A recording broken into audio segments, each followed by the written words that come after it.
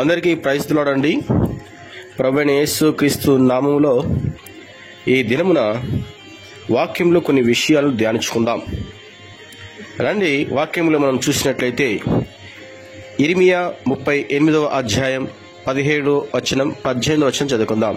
ఇర్మియా 38వ అధ్యాయం 17వ వచనం 18వ వచనం చదువుకుందాం. అప్పుడు ఇర్మియా సిద్కియాతో ఇట్లా, నేను దేవుడు ఇశ్రాయేలు దేవుడును సైన్యముల అధిపతి అయిన యెహోవా ఇలాగు సెలవిచ్చి ఉన్నాడు, నీవు బబులోను రాజు అధిపతుల యొద్దకు వెళ్ళిన ఎడల నీవు బ్రతికిదవు. ఈ పట్టణము అగ్నిచేత కాల్చబడదు, నీవును నీ ఇంటి వారును బ్రతుకుదురు.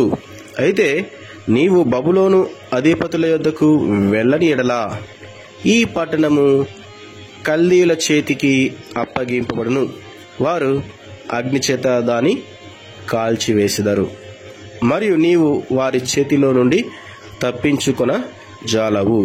అదేవిధంగా మనము ఇదే ఇర్మియా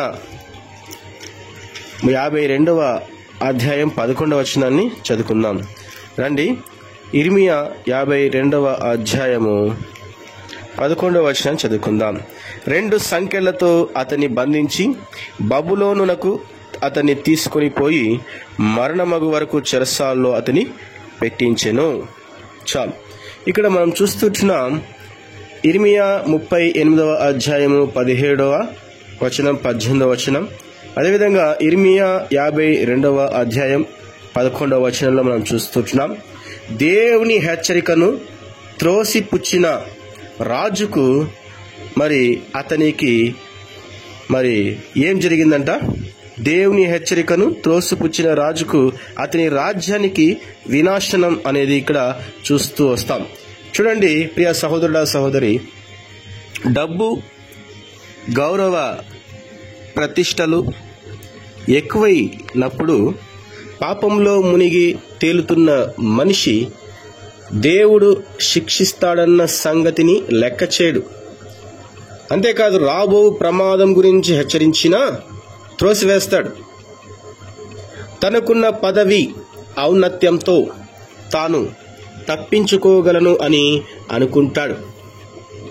అయితే అతనిలోని గర్వమే అతన్ని దేవుని వాక్యం త్రోసిపుచ్చేలా చేస్తుంది. ఈ విషయాన్ని మర్చిపోకూడదు. ఏం చేస్తుందంట? అతనిలోని గర్వమే అతన్ని దేవుని వాక్యం త్రోసిపుచ్చేలా చేస్తుంది. యూదా దేశానికి ఆఖరి రాజుగా ఉన్న సిద్కియా ఇర్మియా ప్రవక్త చెప్పిన దేవుని హెచ్చరికను అనుసరించకుండా తనకు, తన కుటుంబానికి, ప్రజలకు, దేశానికి పూర్తి నాశనాన్ని తెచ్చిపెట్టాడు.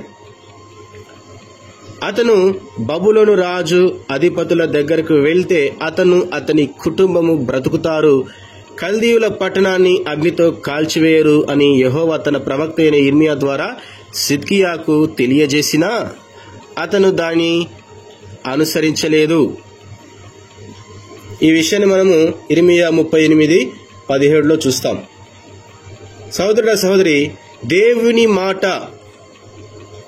విననందుకు గొప్ప వెల చెల్లించాల్సి వచ్చింది.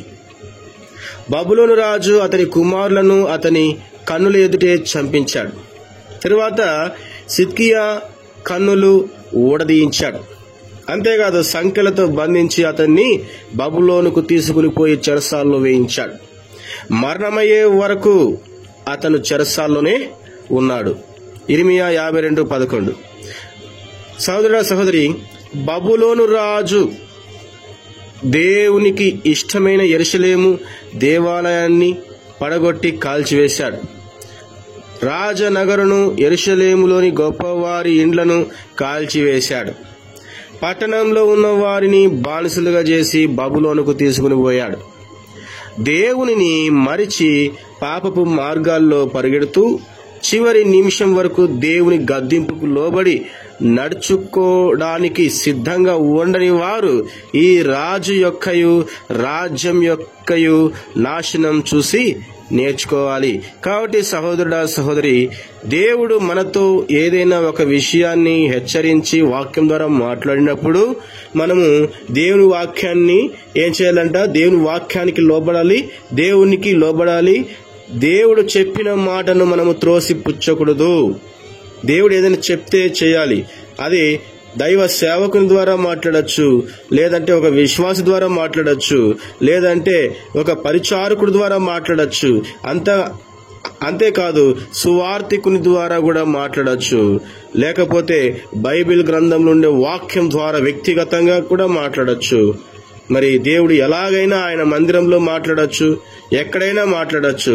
దేవుని హెచ్చరికను త్రోసిపుచ్చిన రాజుకు అతని రాజ్యానికి వినాశనం ఏ విధంగా కలిగిందో అలాగే మనకు కూడా కలుగుతుంది. సహోదరుడు, సహోదరి, ఇప్పుడు చెప్పేది ఏంటంటే దేవుని హెచ్చరికను మనం ఎప్పుడు కూడా త్రోసిపుచ్చకూడదు. దేవుడు చెయ్యంటే చేయాలి, వద్దు అంటే దాన్ని ఆపివేయాలి. ఇంట్లో మరి నీ భర్త కావచ్చు, నీ భార్య కావచ్చు, నీ పిల్లలు కావచ్చు, మరి ఎవరైనా సరే వాక్యానుసారంగా జీవిస్తూ దేవుని యందు భయభక్తులు కలిగి జీవిస్తూ మరి ఆయన సన్నిధానంలో మరి సేవకులు, విశ్వాసులు, పరిచారకులు ఎంతమంది ఉన్నా కూడా దేవుడు ఎక్కడ ఎవరితో ఎలా మాట్లాడతాడో మనకి తెలియదు. మాట్లాడినప్పుడు మనము ప్రార్థన చేయాలి.